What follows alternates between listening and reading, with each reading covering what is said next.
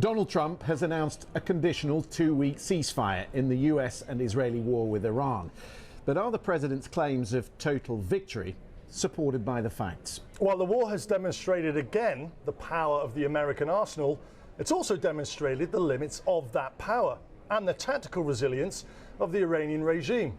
And what about the cost to US stockpiles? We're going to give you a full assessment of what has been achieved and the enormous challenges ahead in turning a ceasefire into a durable peace.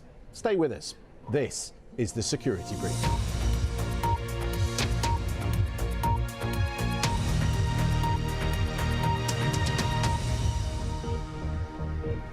So, Mikey, this is really a stock take of what has been achieved, delivered since February the 28th, and the enormous challenges that remain. Let's remind ourselves at the outset what the objectives for the US administration were. Yeah, and I think there were four that we heard about on quite a consistent basis before February the 28th. The first one was preventing Iran from enriching uranium, despite the fact that the Trump admin had declared that Iran's enrichment program had been quote unquote obliterated during Operation Midnight Hammer going back to June 2025 last year. The second, taking out Iran's proxies. Two main proxies that we're really talking about there are the Popular Mobilization Forces in Iraq and Hezbollah in Lebanon. Then there was the third, which was Iran's ballistic missile program, destroying that, and then regime change. The pace of the attacks was really unprecedented. How many airstrikes are we talking? We're talking a lot. Let's take a look at the rough airstrike picture today. I think we've got a graphic up here. US IDF strikes in blue on the right and Iran retaliatory strikes in red on the left. CENTCOM is saying it's conducted 10,000 combat flights and struck more than 13,000 targets inside Iran since February the 28th. Unless we forget, the war started with the elimination of the Ayatollah. Yeah, so this is evidence that the US started with the objective of regime change. That was cited back in the original objectives. In the military, we call this strike what's called a TST, time-sensitive target, and they're calling it a decapitation strike for obvious reasons. Let's take a look at the bomb damage assessment footage that was released by the IDF on those Ayatollah strikes. So basically, a TST, time-sensitive target, it's a window of opportunity, if you like, and that was based on the location window of the Ayatollah opening up, actually along with many other high-value Islamic Revolutionary Guard Corps leadership targets in the same location that the Ayatollah was based in the bunker in Tehran. Yeah, and likely that Mojtaba Khamenei was in that same compound. I think his wife and members of his family were killed. We haven't seen him since. There were other high-profile targets that were taken out as well. Yeah, about 40 high-value targets removed. Can that be defined as regime change? Well, look, killing high-value targets does not correlate to regime change. Regime change, sort of the stricter definition of it, is much broader, and it's way more complex than taking out just political leadership. It's about the governing system. Can we look at the other pre-conflict objectives, specifically the ballistic program? Because it stands to reason, it's quite obvious to people that that program exists in some shape because they continue to fire. Right. Iran had, and still likely has, if I'm honest, the most diverse and sizable ballistic missile inventory in the Middle East, and that includes hypersonic missiles like the Fatah 2. That's a Mach 5 plus missile that Mach 5 plus is 5 times greater than the speed of sound. A significant amount of those missiles, as we can see here, are stored underground. Well, and that's impossible. I mean, look at the length of these tunnels. It's impossible to take all that out in airstrikes. You'd need consecutive airstrikes, and you'd need eyes on the ground to know that it had been fully demolished. Right. You need human intelligence to be able to indicate where they were. Look, after 2 weeks, the US stated that Iran's missile launch volume was down by 90%. And I think that's probably fairly accurate. Analysis by the Institute for the Study of War says medium-range ballistic missile launches are, quote, severely regraded. Note the medium-range ballistic missile capability here from what the ISW is saying versus what the Trump administration, which was saying just ballistic missiles. Yeah, and I know there was intelligence that tunnels had been destroyed, but in fact, they were digging out the missiles which were still intact, which speaks to the difficulty. And the resilience. And resilience of it. And still, as I mentioned, still able to reach Israel and, of course, Gulf neighbours. Yeah, let's take a look at the graphic again of Iran's retaliatory strikes. This graphic shows you just how broad Iran's ballistic missile capability was or is. I mean, if you look at Israel, over in the far left of that shot, and the cluster of red dots, it's received a huge amount of incoming, but Israel's Iron Dome air defense network has absorbed a significant amount of those attacks. But I'm looking at that map on the left there, and that veil of security that the Gulf states had established, which was crucially important to their domestic economies, there was this accommodation with Iran. That has all been shredded. Yeah, I mean, if we just look at the map on the left and look at the Gulf states that have been targeted from top to bottom, you know, strikes in Iraq. Look at Kuwait, a huge amount there. Saudi, Qatar, UAE, Oman, and the theme there, certainly in the initial stages of the conflict, was all about targeting US bases that were across the region. And on the right, you'll see some of the blue spots around Karg Island. That was hit heavily in the final assault, and also two of the very big petrochemical plants. Is that important? Yeah, I think it is, and this sort of like tit for tat strikes on energy infrastructure all sort of seem to center around March the 18th. And on March the 18th, we saw the IDF strike Iran's South Pars natural gas and petrochemical complex. And then we also saw Iran strike Qatar's Ras Laffan natural gas facility. So March the 18th was kind of when it all escalated on the energy infrastructure piece. But the petrochemical plants, I just want to come back to that, are they important to the ballistic missile program? I think highly likely, yes. The reason for that being is that sodium perchlorate is a chemical that has been shipped in through China. China provides that. And these petrochemical plants, especially the South Pars, they're likely involved in that process of converting sodium perchlorate, which then goes into ammonium perchlorate, and then it's used in the solid fuel propellant for ballistic missiles. Those petrochemical plants are likely somewhere in the process of converting that sodium perchlorate into that fuel. Right, so it's about targeting the steel manufacturing, the fuel for the missiles, essentially trying to stop the reproduction of what they have destroyed over the last 6 weeks or so. Yeah, it's a holistic approach to actually taking out that ability to produce ballistic Let's talk missiles. about the interceptors, because a lot of those have been fired through the conflict, and a lot of them supplied to the Gulf states.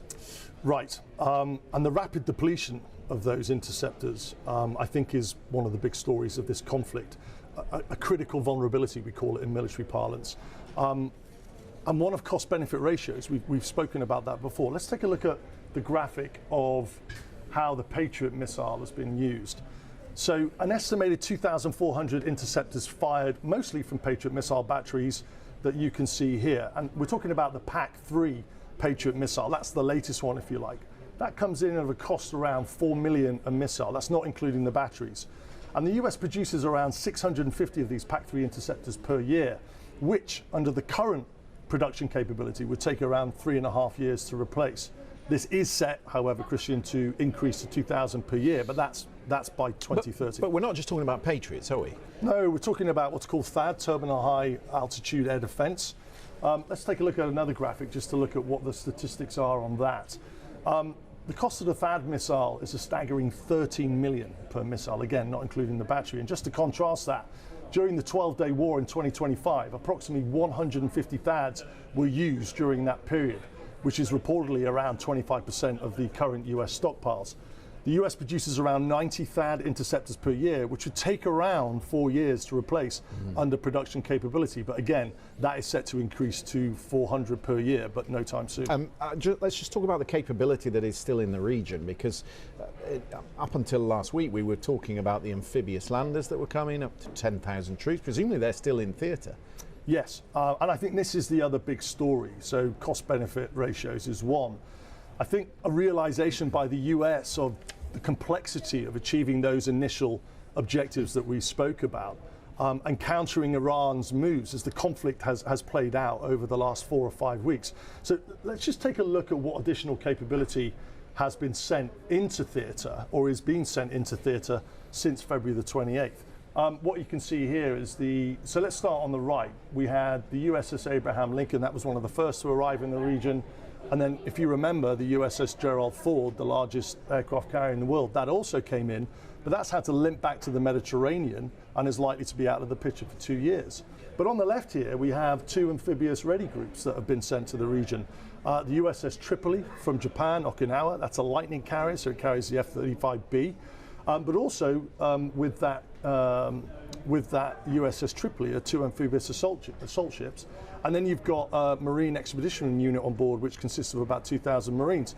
Similarly, you've got the USS Boxer, amphibious ready group, that's coming from the west coast of the States.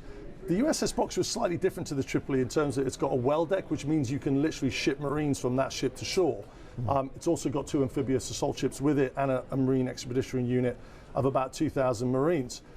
Hey, I mean, we talked though, the objective was to take perhaps Cargo Island or perhaps to take the uranium.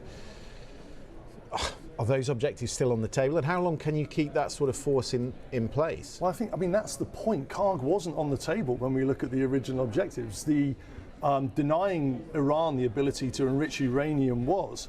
So I think as the conflict has evolved, the Hormuz Strait became the centerpiece of Iran's strategy. No one even mentioned the Hormuz Strait before February the 28th. And the Hormuz Strait is basically a chokehold on global oil and liquefied natural gas. I mean, there's some extraordinary reporting in the New York Times that back in February, Netanyahu told Donald Trump at the White House that they could quickly eliminate any threat to the Strait of Hormuz. They were wrong. Did they miscalculate? I mean, they say they didn't, which they're obviously going to say. But it's obvious to me that, you know, having done all the research and analysis that we've done, that relinquishing Iran's superiority over that strait would be a huge, huge operation. It would be hugely risk-on in terms of fatalities. There would be risks to strategic assets like the amphibious ready groups that we've just seen, or the carrier. And it would involve US boots on the ground and an enduring commitment, which I don't think the Trump administration has any appetite for. You've got to remember that everything that we've seen in the first 2 to 3 weeks of this conflict has been purely air power, without the idea of putting troops on the ground. It's only subsequently that's become an issue. So who then, to sum up, are the real winners in all this? So Russia, number one, without a doubt. Oil sanctions lifted, price of oil increase, and global attention diverted, especially the media, diverted from Russian strikes on Ukraine. So there's no doubt that Russia is a benefactor. Obviously China, US capability is massively diverted from the Indo-Pacific, including the Tripoli that we saw, that sailed from Okinawa.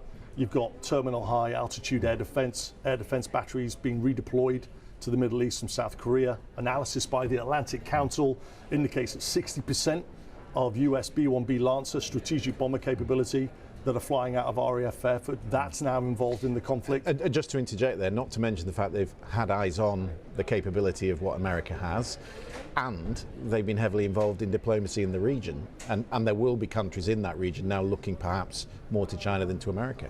Right, exactly, especially when you look at, you know, the way that Donald Trump has criticized, gone after allies, gone after NATO. Again, you know, that's a really good and an important point.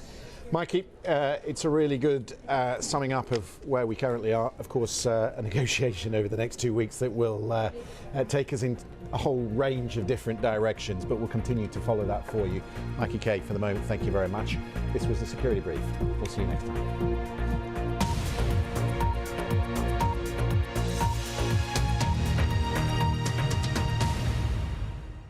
I'm Azadeh Moshiri here in Islamabad, where the United States and Iran are meeting for the highest level bilateral talks since the founding of the Islamic Republic after the revolution of 1979.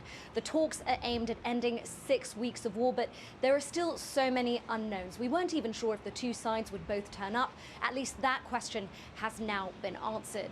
US Vice President J.D. Vance landed in the last hour, accompanied by Special Envoy Steve Witkoff and Jared Kushner.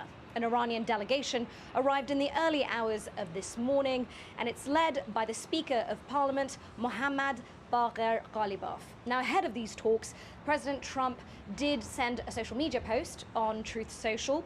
He said the Iranians don't seem to realize they have no cards other than a short-term extortion of the world by using international waterways. He was talking there about the Strait of Hormuz, that vital shipping lane that has been held hostage by Iran during this war as they established an effective blockade.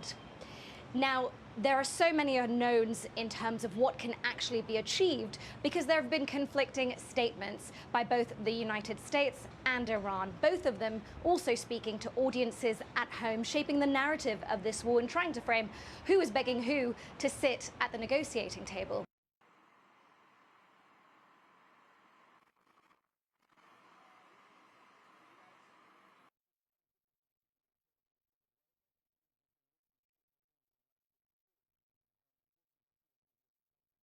Now let's look at those negotiations because we've talked about how difficult it is to predict what will happen, but the two countries, the two sides, seem very far